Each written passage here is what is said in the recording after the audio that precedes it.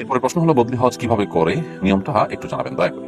বদলি হজের নিয়ম হলো নিজের হজ আগে করতে হবে অন্য কোনো বছরে, এরপরে আপনি বদলি হজ করতে পারেন। যার তরফ থেকে বদলি হজ করবেন তাকে আপনি তার তরফ থেকে আপনি নিয়তটা করবেন, অর্থাৎ যখন আপনি ইহরাম করে নিয়ত করতেছেন আল্লাহ আমি তামাত্তু হজের জন্য হাজিরা দিলাম লব্বাইক, তখন আপনি নিয়ত করবেন আল্লাহ আমি অমুকের ছেলে অমুক বা অমুকের তরফ থেকে আপনার কাছে হজের জন্য হাজিরা দিচ্ছি। এরপরে লব্বাইক আল্লাহ লব্বাইক শুরু করবেন, তার পক্ষ থেকে নিয়ত করে স্টার্ট করবেন।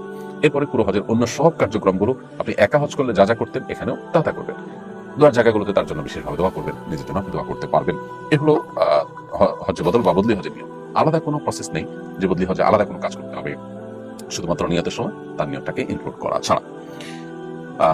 এছাড়া আমাদের অনেকে আছেন যারা বদলি হজ করেন আবার পারিশ্রমিক নেন। এবারে আম্বরী মাযহাব উলামা ইকরাম যদি পারিশ্রমিক নেওয়া জায়েজ বলেছেন, কিন্তু হানাফি মাযহাব উলামা ইকরাম এটাকে কড়াভাবে নিষেধ করেন। এই মতটা অধিকতর যুক্তিযুক্ত, যার কারণে বদলি হজ করে আপনি বিনিময় নিলেন, যারা বদলি হজ করলেন তার কাছ থেকে, তার ওয়ারিসের কাছ থেকে, এটা কিন্তু জায়েজ হবে না।